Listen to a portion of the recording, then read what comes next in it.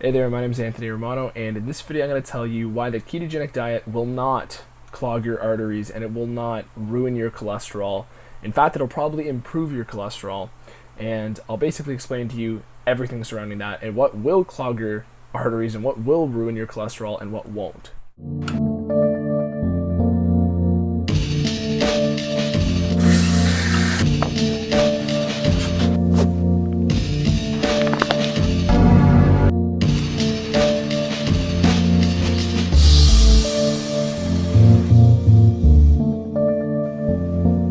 Most of the people on my page are typically people interested in fitness, people interested in health, weight loss, bodybuilding, and a lot of the barriers that people cross when they're trying to do keto or they're gaining interest in it, amongst them, one of them is the cholesterol thing, because people have this notion that, eating more fat will increase your cholesterol. Cholesterol is fat, technically. So how does this fit in if you're eating more fats on a ketogenic diet opposed to a carbohydrate-based diet? And not a lot of sources on YouTube about keto can really dive into this, but I can. I've read probably more books on cholesterol than you could ever fit in a whole university degree, and I've nerded out on a bunch of scientific journals on cholesterol. And here's the deal. I put out a poll on my Facebook group page, which you can find the link to in the description, about barriers that prevented people from keto, and one of the answers was that they were afraid it was going to clog your arteries. Now, the type of cholesterol that you have to fear is not necessarily LDL cholesterol. So, some context here. Everybody seems to think that HDL is the good cholesterol, LDL is the bad cholesterol. But really, LDL cholesterol is just a carrier of HDL cholesterol.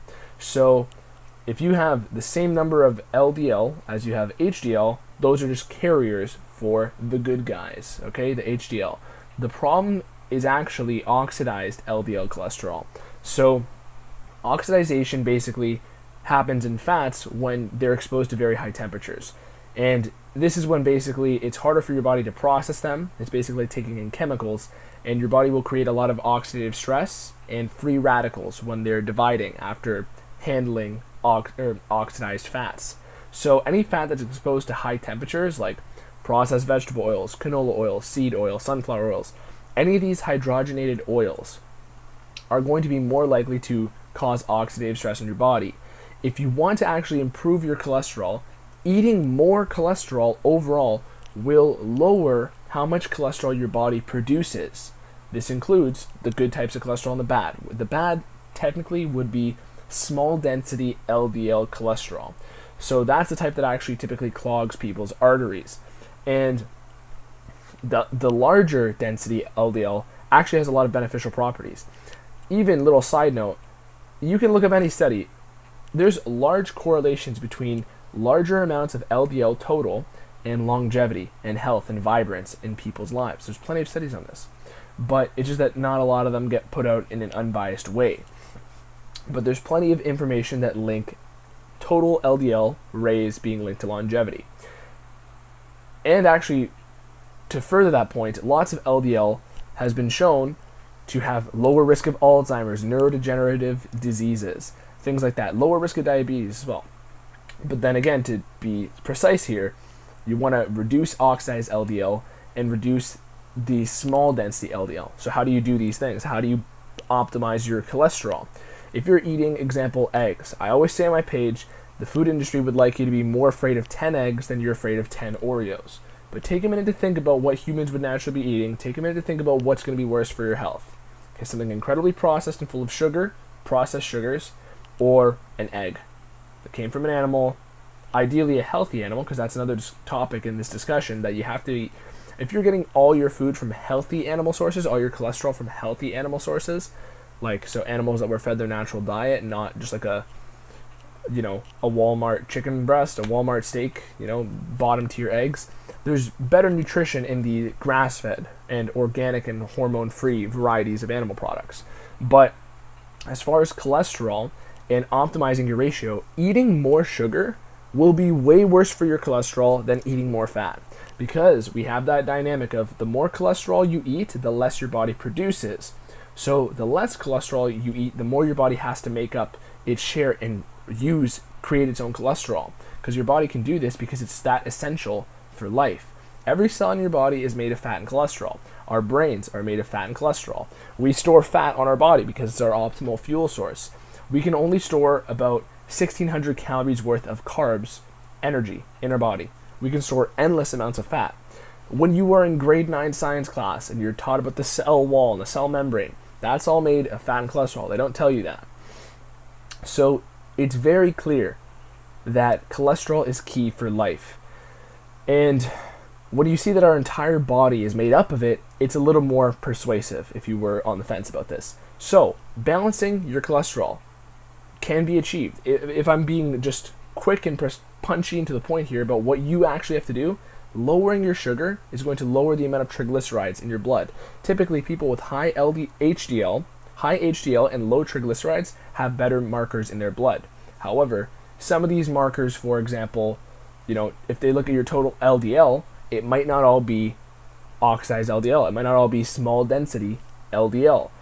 It might not be the problematic form of LDL, is the point I'm saying, if you get a blood test. So sometimes these recommended ranges are coming from the wrong position, because a lot of the cholesterol literature was twisted because of the cholesterol-lipid hypothesis, which basically came out many years ago, and it's where they looked at people with lots of heart problems and cardiovascular problems and said, okay, cherry pick cholesterol. Oh, look, some of the people had, high cholesterol, but they didn't isolate for other variables. They didn't isolate for their diet. They didn't isolate for if they smoked or not.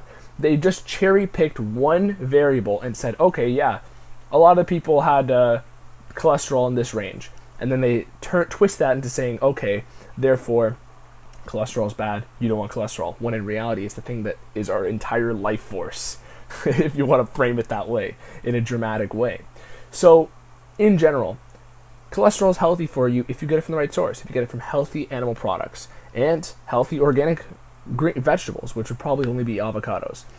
If you want to get more precise on what types of fat sources, polyunsaturated, saturated fats, things like that, if I am just going to hammer one thing home to you, any fat that's been exposed to high temperatures are the ones you want to avoid.